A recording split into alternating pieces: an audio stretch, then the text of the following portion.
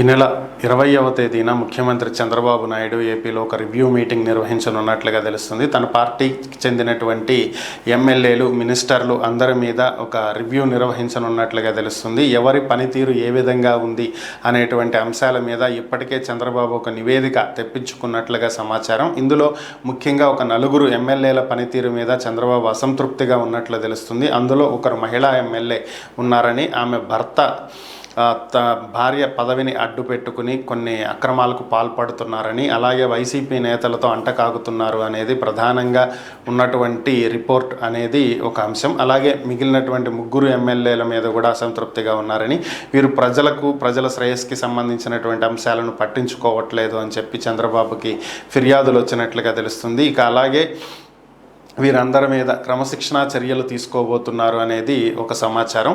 అలానే నామినేటెడ్ పదవులకు సంబంధించి చంద్రబాబు నాయుడు ఒక కీలక నిర్ణయం తీసుకున్నట్లుగా తెలుస్తుంది. ముందుగా 18 కార్పొరేషన్లకి పదవులు ప్రకటించనున్నట్లుగా తెలుస్తుంది. దీని తర్వాత దసరాలోపు మిగిలినటువంటి నామినేటెడ్ పదవులను కూడా భర్తీ చేస్తారనేది సమాచారం.